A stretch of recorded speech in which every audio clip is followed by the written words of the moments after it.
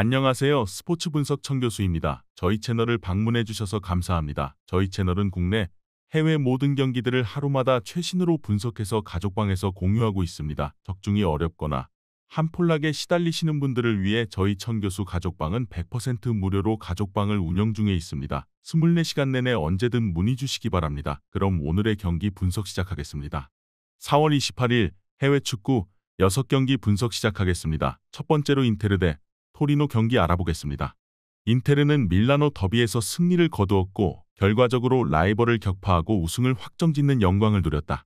다만 현재 남은 일정이 별다른 의미가 없는 상황이다.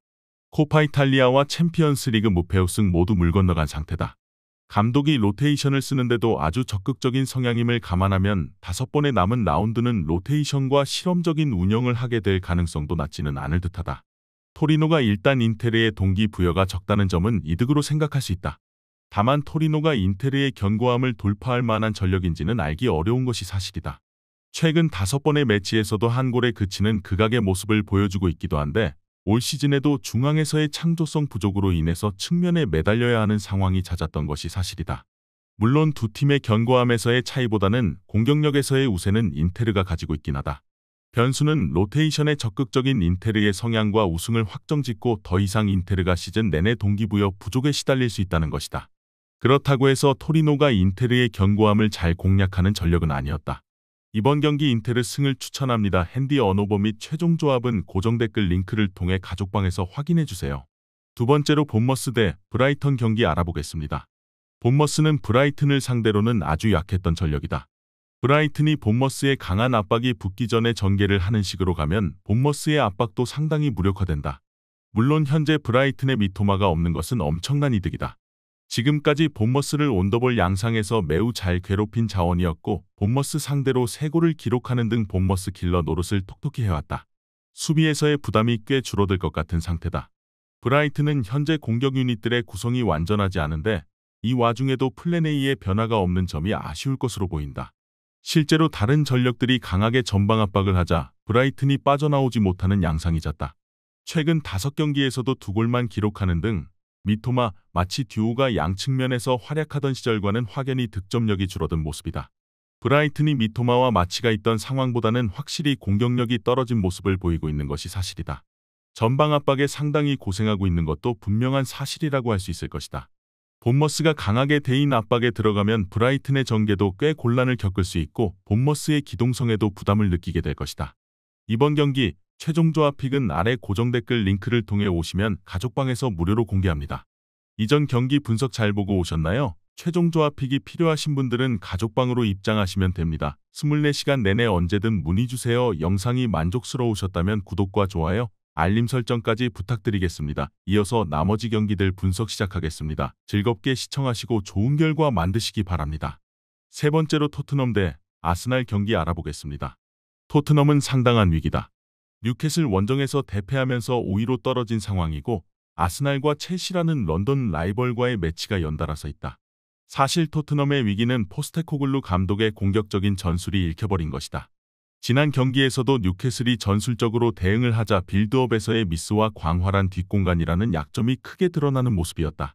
이 와중에 두 풀백이 모두 날아간 상태인데 특히 빌드업 상황에서 양측면의 공간이 크게 벌어진다는 점을 생각해야 할 듯하다. 아스날이 확실히 전방 압박에서 1대1로 상대에 대응하는 움직임이 상당히 좋다. 지난 매치에서도 점유는 밀렸지만 상대가 거의 찬스를 잡지 못하도록 제어하는 양상은 칭찬할 수 있었을 것이다. 아스날 입장에서는 상대 풀백들이 전부 아웃되어버린 것도 상당히 큰 요소다. 특히 사카, 웨데고르가 있는 우측과 트로사르가 2경기 2골로 좋은 왼쪽의 조화를 기대해볼 수 있을 듯하다. 아스날이 우세한 흐름이다. 결국 토트넘의 공격적인 전술에 대한 리스크가 크고 양 풀백의 누수로 인해서 아스날의 측면 공격이 날개를 달 수 있게 된 상황이다. 아스날이 전방 압박으로 상대가 공격적으로 밀고 나오는 상황에서의 대응도 지난 경기에서 깔끔하게 해냈는데 이 상태에서는 전방에서 공을 끊어버리고 공격을 하는 것으로 상대를 공략하기도 했다.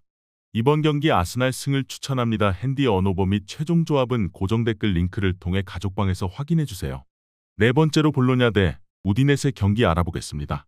볼로냐는 우디네세를 격파하면 챔피언스 리그 가능성이 더 올라가게 되는 상황이다. 물론 우디네세의 수비력에 대해서는 볼로냐도 꽤 까다로워해야 할 이유가 충분하지만 홈에서는 경기당 0.5골에 미달하는 압도적인 단단함을 가지고 있는 상황이다. 지난 경기 살레마이커스와 지르크지가 모두 좋은 활약을 펼치는 모습이었기에 어느 정도 활약에서도 기본만 한다면 지키는 능력을 보여줄 수 있을 것으로 본다. 우디네세는 수비를 바탕으로 밀란이나 유벤을 원정에서 잡아내는 면모를 보이기도 했다. 물론 토뱅, 데울로페우가 모두 없는 상황이 썩 달가운 상황이 아니라는 점은 매한가지다. 페레이라가 중앙 공격형 미드필더 자리를 소화할 수는 있지만 창조성보다는 강한 압박과 수비에 기여하는 자원이라고 봐야 한다. 최전방 루카도 고립될 가능성이 없지는 않을 것이다. 일단 볼로냐도 우디네세의 수비력을 무시할 수 있는 상황은 아닐 것으로 볼 수 있을 듯하다. 물론 기본적으로 홈에서 볼로냐가 상당히 강한 전력이라는 점은 명백할 것이고 한 골 싸움에서도 볼로냐가 이득을 전반적으로 잘 보는 편이었다. 이번 경기 최종 조합픽은 아래 고정 댓글 링크를 통해 오시면 가족방에서 무료로 공개합니다. 이전 경기 분석 잘 보고 오셨나요? 최종 조합픽이 필요하신 분들은 가족방으로 입장하시면 됩니다. 24시간 내내 언제든 문의 주세요. 영상이 만족스러우셨다면 구독과 좋아요, 알림 설정까지 부탁드리겠습니다. 이어서 나머지 경기들 분석 시작하겠습니다. 즐겁게 시청하시고 좋은 결과 만드시기 바랍니다. 다섯 번째로 메넨글라트바흐 대 유니온 베를린 경기 알아보겠습니다. 글라트바흐는 우니온을 상대로는 아주 약한 편이었다. 일단 우니온의 강력한 중앙 압박에 역습도 잘 통하지는 않았고 오히려 본인들이 역습에 당하는 양상이다. 올 시즌에도 중원에서 1차 저지선 역할을 잘 해주고 있다고 보기는 어렵고 현재 코어라인 부상도 상당히 많은 모습이다. 그나마 우니온의 힘이나 전방에서의 저력이 많이 떨어진 것이 다행이라면 다행일 듯하다. 우니온의 문제라면 일단 공격, 수비는 라이프치히나 프랑크푸르트, 레버쿠젠을 상대로 중앙을 막아버리는 것으로 실점을 통제하는 모습을 보여주는 경우가 있다. 하지만 공격은 사실상 고젠스의 개인 기량에 맡기는 편이다. 지난 경기 어시스트도 고젠스가 했고 최근 4경기 1득점으로 빈공 양상이 심각하다. 겨울에 베커 등 공격수들을 대거 이적시킨 탓도 있다는 평가다. 메넨도 우니온의 중앙 압박을 잘 뚫어내지는 못하는 모습이었는데 우니온 입장에서도 고젠스에게 모든 것을 맡겨버리는 양상이 달갑지는 않다. 우니온이 전방에서의 무게감이 겨울 이적 시장을 거친 다음에는 더 떨어졌다는 평가다. 이번 경기 무승부를 추천합니다. 핸디 언어보 및 최종 조합은 고정 댓글 링크를 통해 가족방에서 확인해주세요. 마지막으로 그라나다 대 오사수나 경기 알아보겠습니다. 이제는 그라나다가 상당히 공격적인 스타일을 벌였다고 할 수 있을 듯하다. 실제로 최근 5경기에서는 4골만 허용하면서 오히려 짠물 수비의 덕을 보고 있는 양상이다.